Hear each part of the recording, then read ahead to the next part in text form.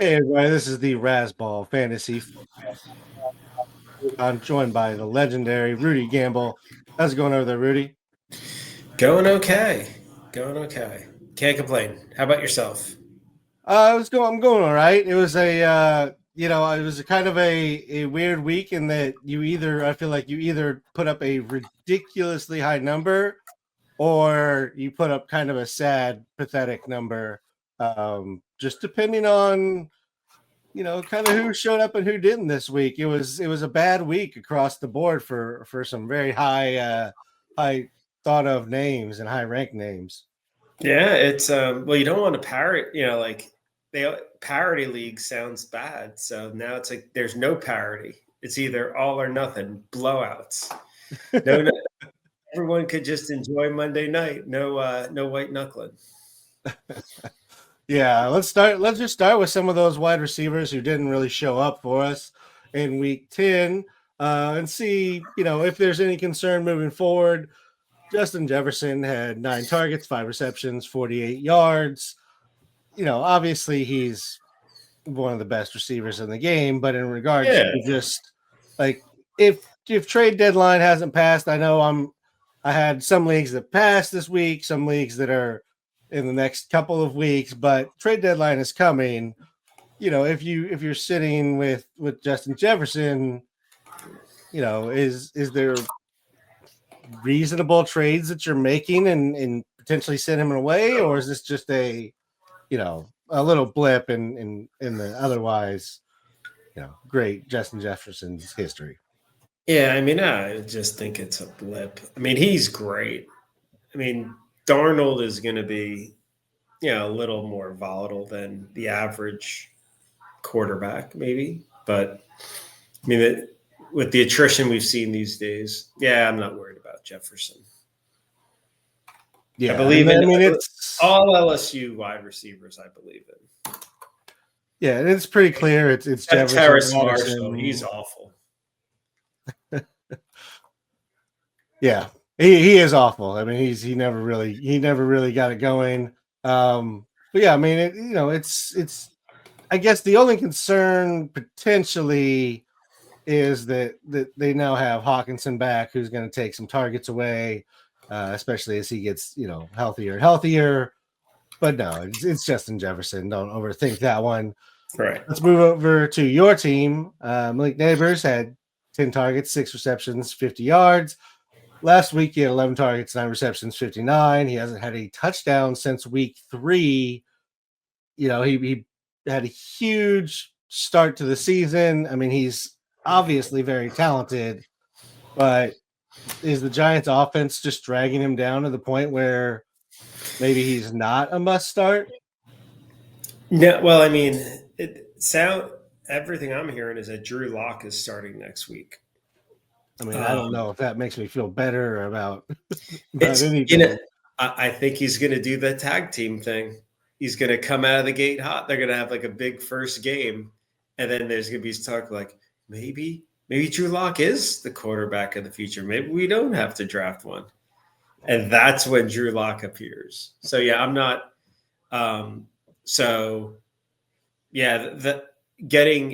Not having to be catched Daniel Jones stuff should help. So I feel like there'll be like a little bit of a bounce back. I mean, even remember this offense with like Tommy DeVito.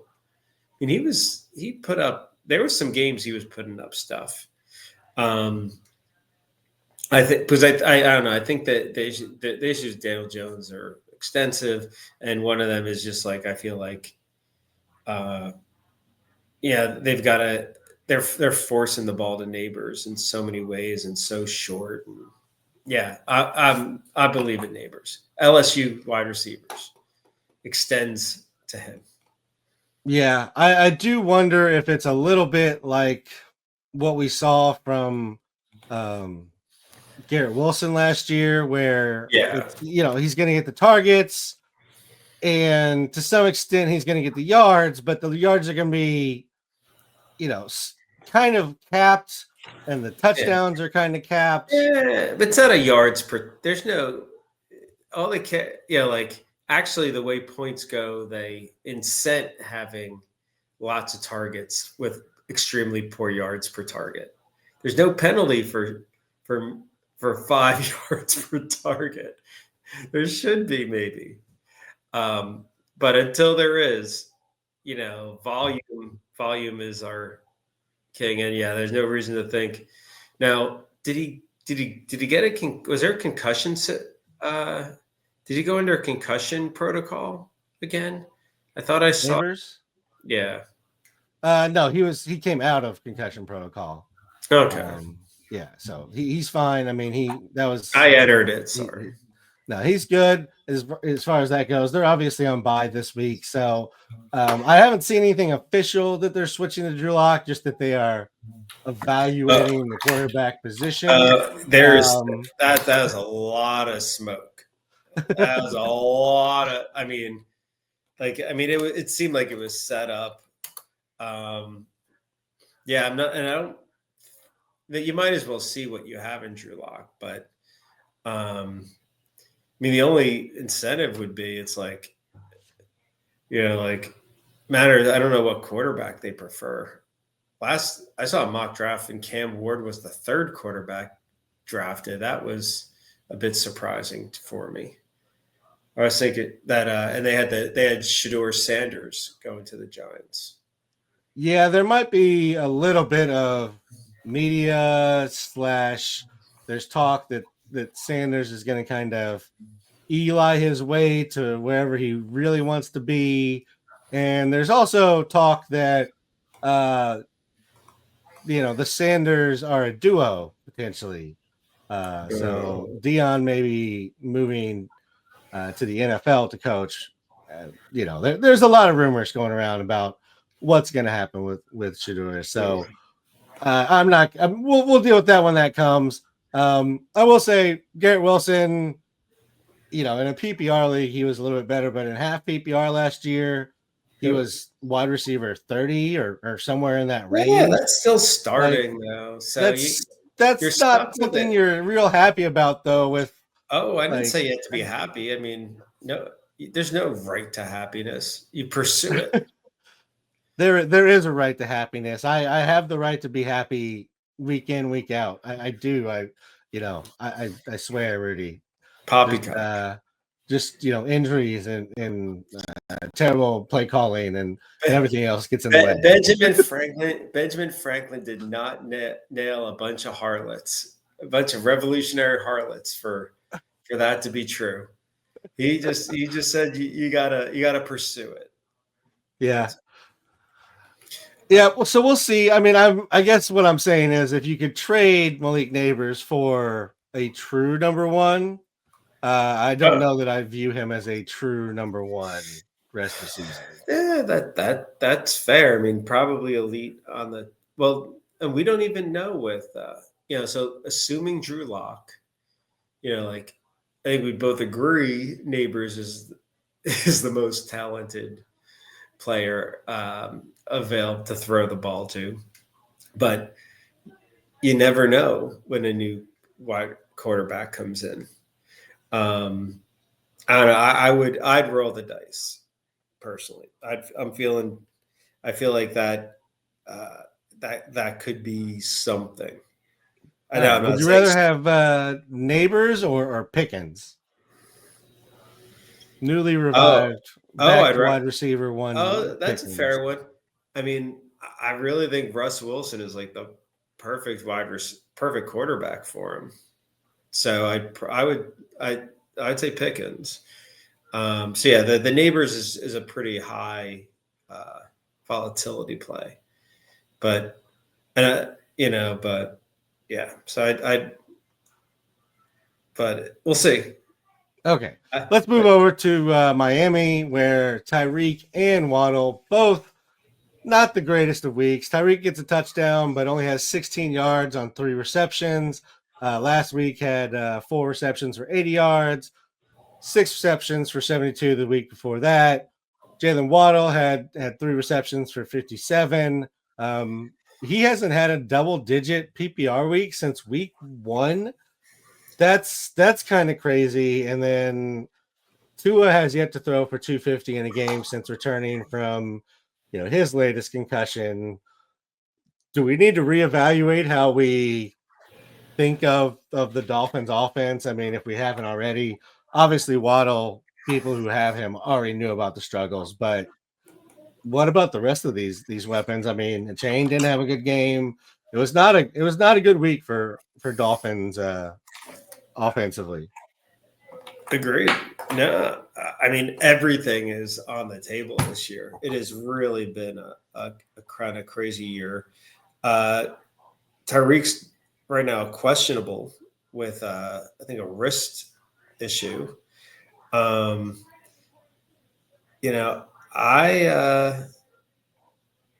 mean, we've seen enough on Waddle that I'd have high concerns on. But you're not getting anything from him. I don't know who these trade partners you're coming up with are. I'd be skeptical. Waddle just has his fans. It's like Odell Beckham just continued to get drafted even when he was clearly not healthy. And in the baseball world, Jacob deGrom every year, over and over again. I mean, there's just guys who just, even after they shouldn't be picked high or maybe at all, continue to get rostered and picked up. Waddle's not there. I'm not saying he's that. He's still very talented, but I think we've got enough feel this year that it's pretty much like you're just hoping he breaks one because of his speed in the offense. And that's really what you're hoping. Tyreek had the same kind of questionable tag all last week. I think they're just kind of sitting him from practice or non-contacting him. I don't think that's going to be a big deal. They do get the Raiders this week, so I would look for a nice bounce back from at least Tyreek and a Chain. And Tua, Waddle, I feel a little bit better starting, especially since there's going to be 4 teams on bye, but still not absolutely loving that one. I'm with you. I'm following. All right, let's move over to another duo of wide receivers, Garrett Wilson, Devontae Adams. Garrett Wilson obviously was on a nice run since the Adams trade. This game, the offense drops a dud. Garrett Wilson has 5 for 41. Adams has 13 targets, but only 6 receptions for 31. I mean, I feel like we've gotten to the point where Garrett Wilson, even after this week, is still a must start. He's been phenomenal. But what are you thinking in regards to this duo?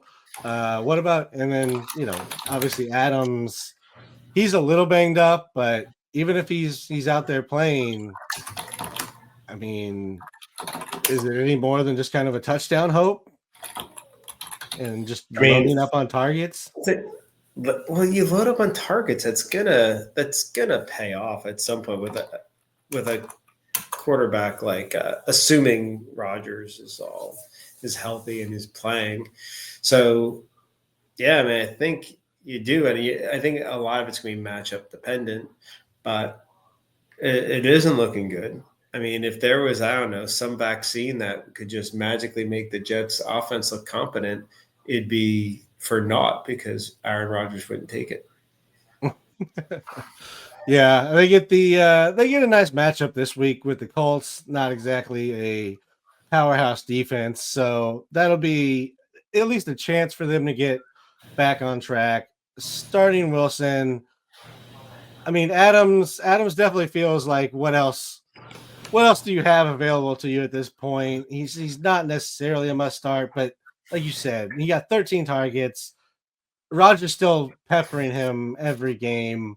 The two just aren't on the same mindset yet. That Adams dealt with Derek Carr and then like 85 quarterbacks between Carr and leaving. So it's maybe just taking some time for him to get back to what Rodgers wants and then having that random mindset of adjusting to every single throw.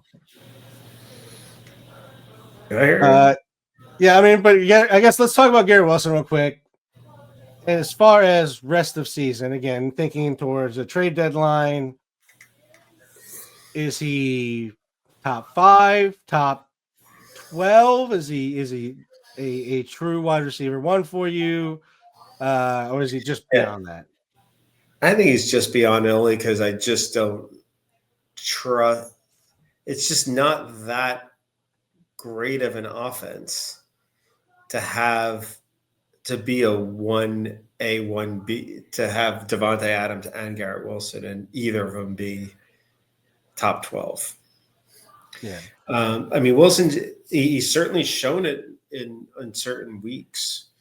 And I would take Wilson over Adams, but yeah, no, not a little. I think the seal loses a bit on the ceiling just because you got to share with another target hog. Yeah, that's fair.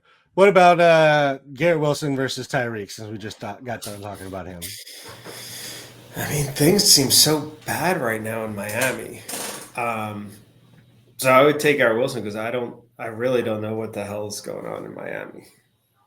If like I'm hearing things about the future of Tyreek in Miami, and like I just feel like that can go. Let's say I wouldn't be surprised. I'm not saying it's going to happen, but I wouldn't be shocked if we hear something like Tyreek's going down with season. He has to do some season-ending surgery, like where it just feels like it's a lost year and let it go. We just saw it with Olave. I think Miami. I mean, they're 3-6, I think now. That's after that kind of meh win. I don't know. So yeah, I probably would go Garrett Wilson over Tyreek. Okay, I mean, I think that's fair, and that's just a poster child for this year. Because I mean, what is Tyreek averaged his last 5 for his last forever? Back-to-back 1,800-yard season. I mean, it's insane. And then all of a sudden, like that it's that fragile. So yeah, every wide receiver we talked to, I mean, like Tyreek Hill and Jefferson were like, they had to have been the top 2 wide receivers off the board, right? I mean, I think so. There was definitely Chase was out there. Yeah. I think I had either Chase or AJB, I think, as mine. But yeah, I mean, he was definitely up there amongst the leaders at the position. I mean, he actually, I do think I had him at 1, and I might have had him at 1 overall with all the questions at running back coming into the year, which seems silly now because running backs are leading the way and wide receivers are the ones that are as long as aside from McCaffrey. So yeah, if you avoided McCaffrey at 1, which is that one kind of hurts, but other than that, yeah, I mean, it's been a running back heavy year, and on the injury side, it has been the wide receivers, unfortunately, that have gone down. But let's move over to some running backs. Let's start in Tampa Bay. Bucky Irving, Rachaad White, they're splitting. They've continued to split, but Bucky has gotten 13 this week. He had 13 rushes, 73 yards. He has a rushing touchdown, 3 receptions for 14 yards. He's had 3 games of the last 5 where he's got 16 touches. He had a 46% snap in this one. Rachaad White had 61% snaps, 10 rushes, 31 yards, 6 receptions, 39 yards, which led the team in receiving yards, and a receiving touchdown. They both have the touchdown, but Bucky is the one who, looked good on the ground. Is this going to continue just to be a split and they each have their role, or do you have a preference between the 2 Tampa Bay running backs? I mean, I think I had counted Rachaad White for dead. And then he puts up, he's been like a top 10 running back the last couple of weeks. Yeah, I don't have this thing in front of me, but I think you split this and without Godwin. I mean, and at least for this week without Evans. Yeah, I'm seeing them as both starters in fantasy. the wide receiver crew in Tampa Bay right now is just an anti-funnel. Yeah, Evans is supposed to be coming back after the bye. An inverted funnel. Yeah, Evans supposed to be coming back after the bye, so you think that's probably going to help a little bit on the passing side. You could start Evans, but that would be it. You're not starting anybody currently for Tampa Bay in the passing game other than Rachaad White, who again is just he's getting the receiving, and with the need that they have at that position, even when Evans comes back, I think you're going to be able to start. I think both of them. Even though you're not really going to feel great in any given week about starting either of them. Right. They're going to fall into like the deep RB2 or like flex running back where, it might be a little touchdown dependent or game script. Yeah, I can see that. But at least we know that Sean Tucker won't probably drink any of their milkshake. Yeah, after his very nice first appearance, they've just cut his snaps completely. Yeah, I don't. Yeah, like I was all ready for the triple rotation, but nope. Just ruin everything. But no, they haven't gone to that. Let's move on to another running back kind of mix here. Audric Estime, who is the hot pickup of the week from the waiver wires. Is he taking over the backfield in Denver? He had 14 rushes, 53 yards. He has 0 receptions on the season, so that's not really part of his game. But he did have 45% of the snaps to Javante's 29%. Michael Burton had 17%, and Jaleel McLaughlin had 12%. Is this now Estime's backfield? Is it maybe game script dependent? What's your thoughts on the Denver running back situation? I guess do you want it, even if you do have? Not really. I mean, I think you've got that issue. Yeah, I mean, I'm kind of a sell on or a meh on all of them. Just for fantasy purposes, I have no real scouting thing. It's just you've got he might be my predicted high for rushes, but yeah, if he's not going to get any targets, it makes him extremely game script dependent. And you've got the fact that Nix isn't afraid to run a little bit. So yeah, unless you're in a yards per rush league. I think it's a pretty. I wouldn't go out of my way to start him. Yeah, I mean Denver's defense is good, so it keeps them in games, but the offense is such that Javonte may be needed at times just to give them another receiving option. And also, if Estime is back there, they know he's not coming out to receive, so that can make it tough as well. They get the Falcons this week, who are pretty middle of the road in regards to defense across the board. Let's move on to Carolina, where Chuba Hubbard gets a 4-year deal with the Panthers, thus killing any thought that Jonathan Brooks is going to help anybody in redraft or dynasty. But then Chuba goes out, 28 rushes, 153, touchdown, 4 receptions, 16 yards. I mean, where do we have to think about Chuba in regards to running backs rest of the season? I mean, he's one of the few true bell cows out there, and I mean, he's performed for sure. I mean, and that with no passing offense on this team, he's been really good. I didn't see it coming. Now, the Jonathan Brooks pick I didn't really like for Carolina. They had bigger fish to fry, I would have said. But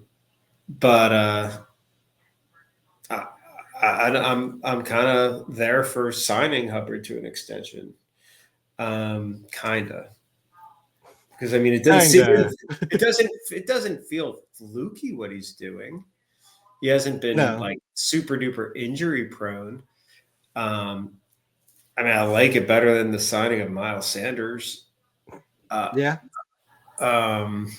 But yeah, no, I mean, like, so yeah, I assume Sanders won't be there next year, and I assume him that Hubbard and Brooks will kind of share the load.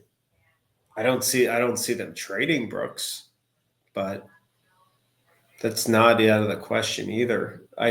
You're certainly not getting retail price for him. Yeah, and I will say Hubbard, I mean, Sanders is probably gone. I mean, the contract is such that he can go. Hubbard signed a 4-year extension, but in reality, it's like a 1 year with some control, basically, for the Panthers. So that's usually how contracts work out. Is there's a number of years that he's going to be guaranteed, and then it's kind of up to the team. And it's basically one season. So I guess, if they just let Jonathan Brooks get healthy this year, there's no reason for him to come back. They're not going anywhere.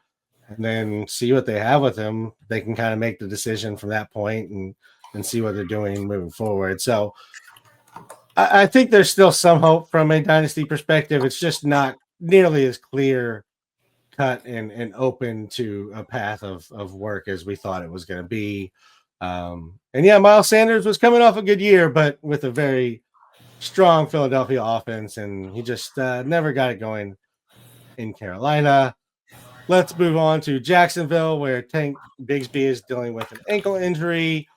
So then Travis Etienne steps in, gets 68% of the snaps. Tank had 23%, and Dearness had 9%.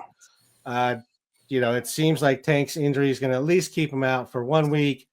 So are we back to Etienne? And do you think, in general, are we back to Etienne being in charge, or is this just going to be an annoying split when everybody's healthy? What's your thought? I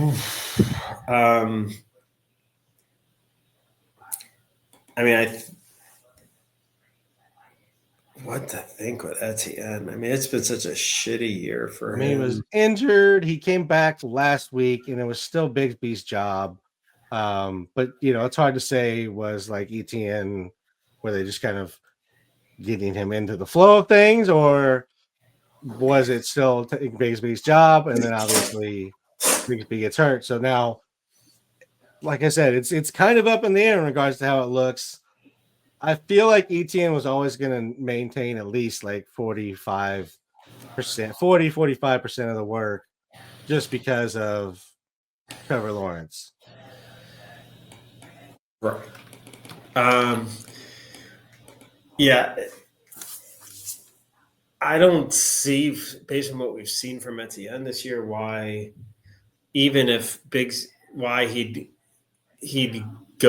go back anywhere close to what was going on last year. So, I mean, there's game script dependent, but I'm just expecting him to kind of cap out at like maybe 40%. But I don't know. I mean, it's just a tough know what the hell they're going to do as a team. I mean, they're right now they're in the driver's seat for Travis Hunter. Yeah, Etienne feels like a trade. Like, I was surprised a little bit that Etienne didn't get moved at the trade deadline. Yeah. I could definitely see him getting moved next year preseason if some team misses out in the draft or free agency. If Dallas does what they do this year and just not do anything about the position until the very last second, I could see him moving over there or a few places and just kind of being a complimentary back. Let's move on to San Francisco, where they had the return of Christian McCaffrey. He had 13 rushes, 39 yards, 6 receptions for 68 yards. He had 88% of the snaps. Jordan Mason, Lindo each got 3 snaps each. So, I mean, we're back. We're back to CMC. Didn't seem like they are worried about snap counts or anything. What do you think about CMC moving forward? Did you get a chance to see what he looked like in the game? Yeah, I didn't have a chance to see it. I mean, but that snap count is kind of an eye opener. I mean, I think only 13 rushes is maybe suggests that they weren't too abusive about it, but I just kind of see it that if CMC's starting and he's getting anywhere near that snap count, you just I don't really that's a lock for a top 3 back. Not for a projectable. It's probably he looked good. Yeah, he looked good in his return, so I'm not worried about it. I mean, he's going to be in your starting lineup. Just thought it was worth bringing up. Let's move on to New Orleans, since there's nothing really to do about CMC. He's already owned, and you're starting him. New Orleans, obviously, Chris Olave's out. He's moved to the IR. We'll see if he makes it his way back this year or not. Marquez Valdes-Scantling had a big day, 3 receptions, 109 yards, 2 touchdowns. He had 55% of snaps. Mason Tipton had 55 as well. Kevin Austin Jr. with 49%. Dante Pettis had 13%. And Jermaine Jackson had 2%. Oh, my God. What? Just say no. Just say N-O for New Orleans. And I think we're... But Marquez Valdes-Scantling, I mean, that he is the best balliest of wide receivers, isn't he? He is. Okay. When you picture, and I say picture the most memorable play by him in his career. Is it a catch or a drop? That's totally fair. MVS and Nelson Aguilar are very, very similar profiles regarding their capabilities. So he caught a couple of long bombs. Good for MVS. It was on 3 targets and 3 receptions. I feel like he got the Shaheed game. It's like oh, why Shaheed? He is just a lesser, Shaheed. That is what he is. So I guess if you want to throw a dart and just take that chance, MVS is always good for that. But again, it's a situation where for bye weeks, are you really hurt with injuries? Maybe you look that way, but barring that, I would avoid as much as you could. I know he's sitting at the top of waiver wires because he scored a lot last week. Not falling for it. Are you falling for John Mechie, though, over in Houston? No. He had 5 receptions, 74 yards, and a touchdown. He had 65% of the snaps. When all is said and done, and you come out with who is one of the top 20 wide receivers in the last 10 years out of Alabama, John Mechie is there. Indisputable. He is one of the top 20 out of Alabama. No, because I think Collins is. I don't think they'll do it again. And if Collins is playing and you got Tank, I don't think there's any more room for anyone to be fantasy relevant. I will say it's not that it's surprising, but man, Robert Woods, remember him?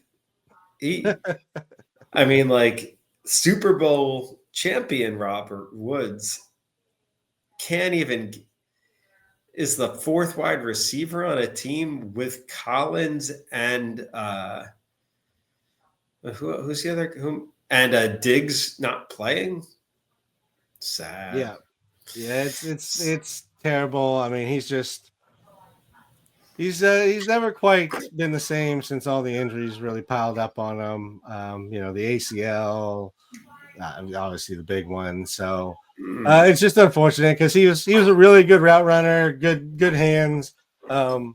Just couldn't bounce back after the big injury. So not buying John Mechie. I guess I would take a little bit of a chance on him just because I don't really believe in Tank Dell, but they were both outsnapped by Xavier Hutchinson. I assume that's more in line with blocking, like why Justin Watson, is among the leaders of snaps in Kansas City among wide receivers. Has nothing to do with the receiving ability. But yeah, there's not a whole lot here. Maybe something they can build off for the future, and he won't be useless. But I don't think this is going to be the start of something. Let's move over to Tennessee, where Calvin Ridley is quietly putting together a few really, really good weeks. I guess not quiet after this week. 5 Is it? 84 and 2 touchdowns. It was D-Hop was holding them back. Yeah, I mean that could be it, or just they've decided they're finally just going to throw the ball, and give I guess, but the weapons a chance. Right. No, so inarguable. I mean, that many,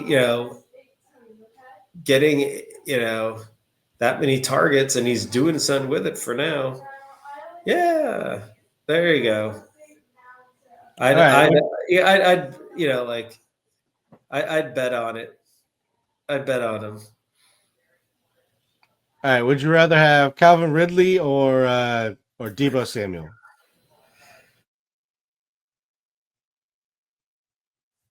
I don't have Debo in a league, so I'd have to go take a peek and see what his likelihood of playing is this week. He's going to play this week. I mean, as far as I can is tell, he going to? He's played the last couple, or he played last week, and played the whole game. But I mean, it is a concern. That's part of the Deebo package is with as hard as he runs and the way they get him involved. Right. I'd probably take Deebo, but but yeah, I haven't done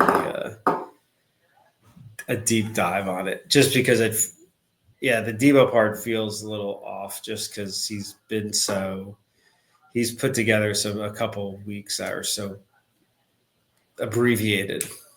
Yeah. And it just hasn't felt the same with the San Francisco offense. But who knows? Maybe McCaffrey back, that somehow helps. Doesn't seem to make sense, but maybe.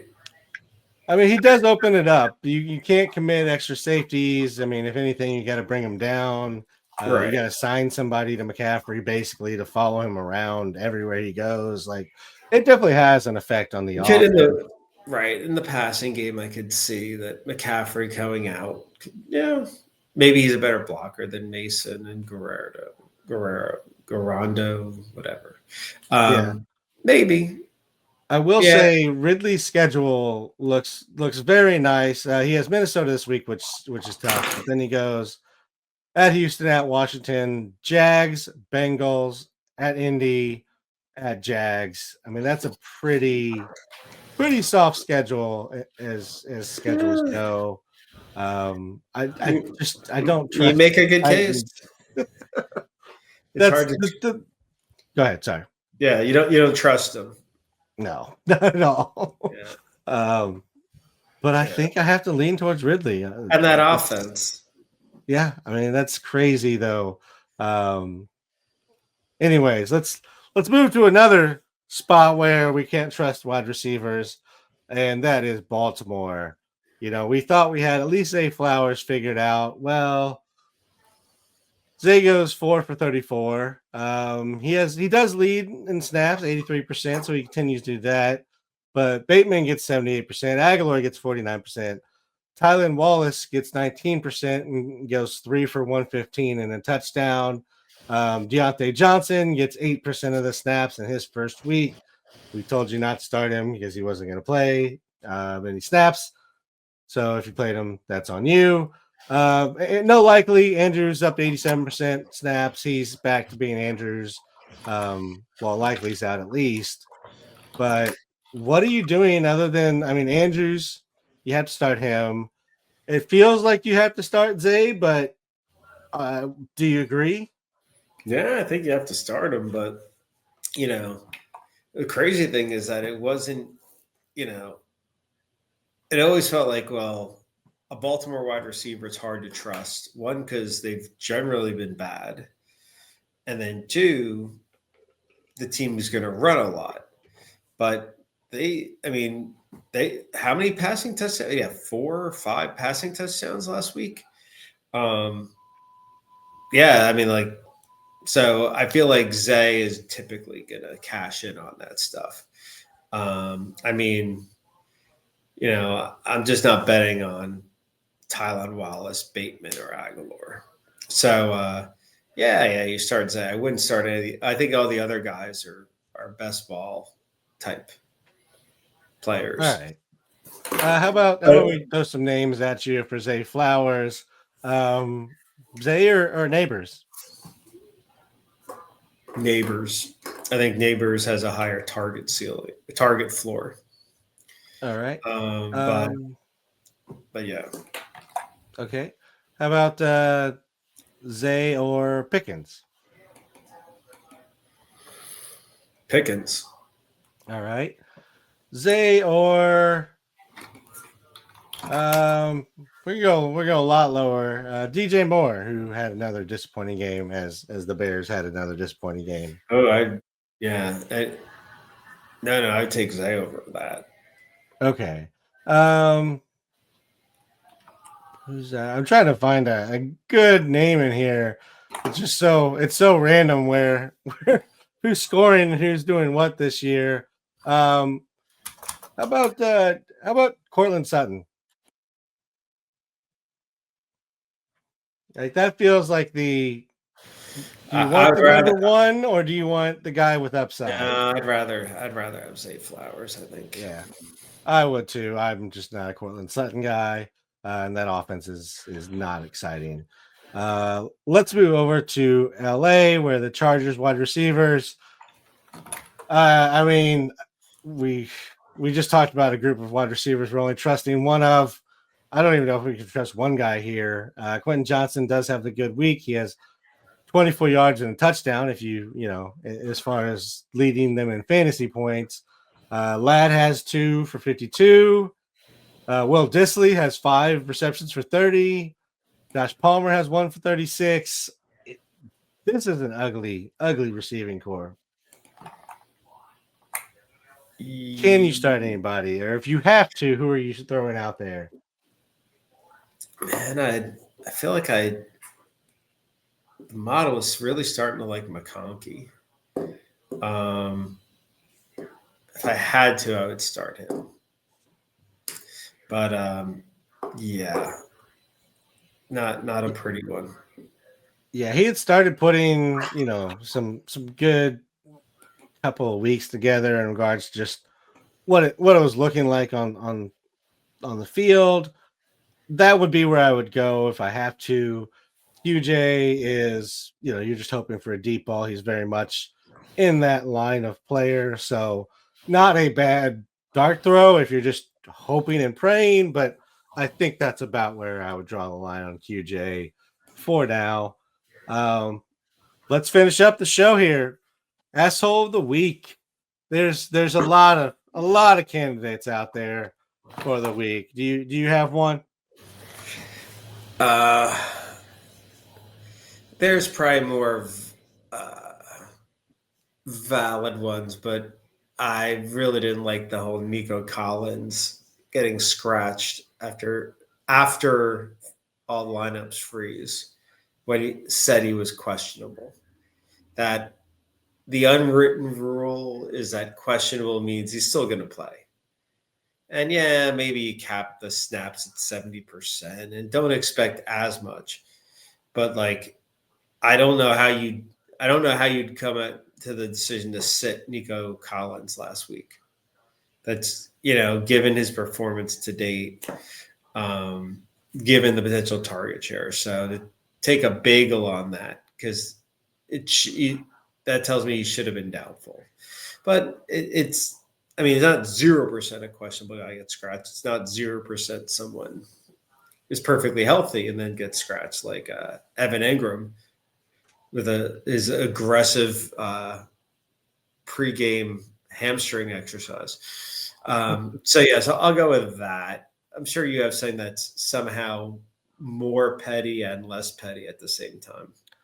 Oh yeah, I mean, I got all sorts of things. From a fantasy perspective, Mike Gesicki, we talked about him last week. We were like, oh, you have to start him while T. Higgins is out. It was him and Auden were the two we talked been about. The replacement. Eric All is out. Like, who else would possibly come in and even take that role over? I mean, there's nobody. It definitely wouldn't be Tanner Hudson going 6 for 42 and getting a touchdown. No, that definitely wouldn't happen. So I'm going to say Mike Gesicki after everybody was finally bought in, just the full fake out and leaving us in the dust. From a real football perspective, because these need to be called out. I mean, Washington going to Washington, Jacksonville going to Jacksonville, Chicago going to Chicago. Commanders jump off sides on a fake snap call. Everybody in the entire stadium knows he's not going to snap the ball. They jump offside. Game over. That's ridiculous. I feel bad for Jaden having so much talent and looking so good, having to play with that franchise. Jacksonville, as we're talking about terrible franchises and bad mistakes, they make the stop. They make the stop. They're going to get the ball back. Unnecessary roughness, 15 yards, first down, game over. That's just the most Jacksonville thing ever. And then the Bears, we suck. Eberflus and Poles have fired 8 coaches in a year and a half. There's Tyson Bagent calls from veteran players internally being reported. Like, what is going on inside Hallis Hall? Get it together, Chicago. Y'all are messing up. Figure it out. Why were you trying to create a reality where Chicago has a good offense? I just want an acceptable offense. Can I just get one acceptable quarterback that can just I was fine with Jay Cutler. I know plenty of people weren't, but I was like, do you guys remember what we had before him? Jay Cutler's amazing. And nobody got on that bandwagon. But as a Bears fan, Jay Cutler was so much better than anything we've had forever. Yeah, no, I mean, I definitely didn't see. I mean, the Shane Waldron pick was not good. I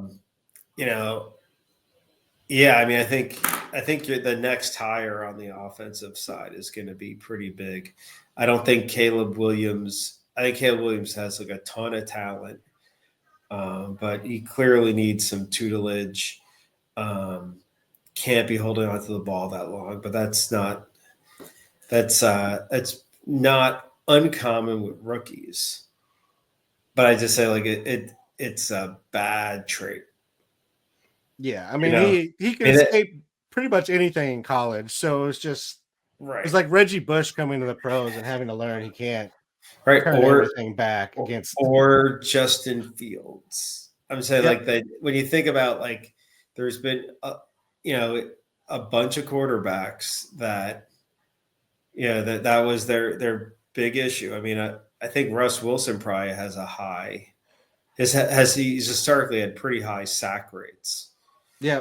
I mean, so it's not, and let's just say, I don't know if he's going to be a Hall of Famer, but certainly he would have, it was that one thing did not keep him from it. And he's still very well. So it's not, no one's done it, but I feel like part of that is you got to have a better system around it.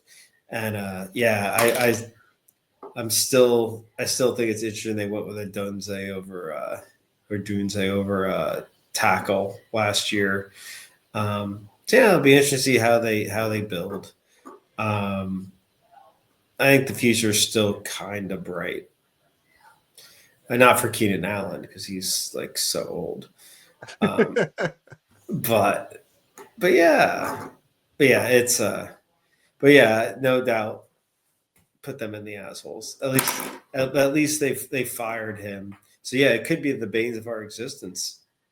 Maybe Waldron could go on some deserted island with Daniel Jones.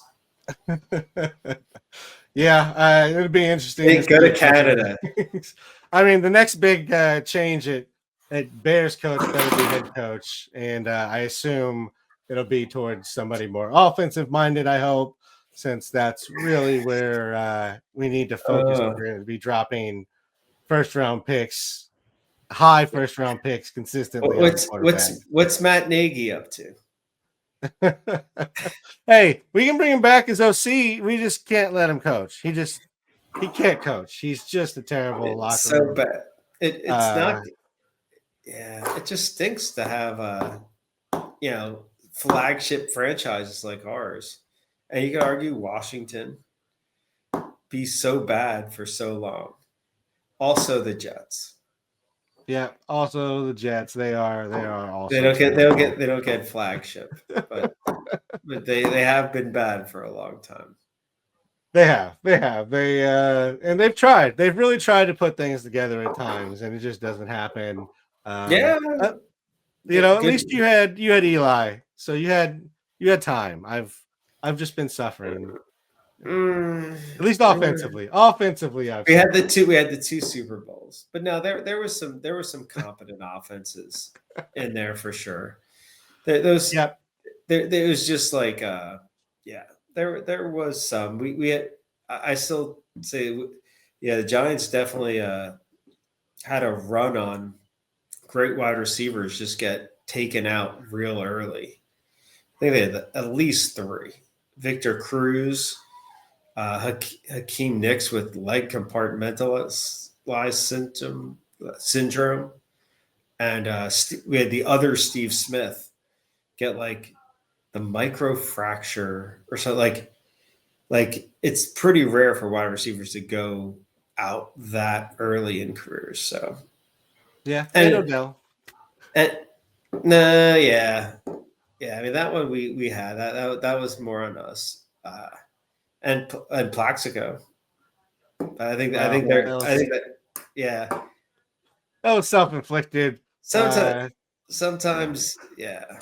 I mean, we don't need to nitpick on that. No, a lot of wide receivers Giants had shot down in their prime. A lot of incompetence out there in the football world. If you need a competent opinion on your lineup, though, you can come find us on Twitter. I'm at RazBeaton, at Rudy Gamble. You can find us on youtube.com/Razzball Fantasy, the Sunday morning start sit show. Until next week, good luck with your start sits, and hopefully you can win your matchups as we start the playoff push. See you, Rudy. Later.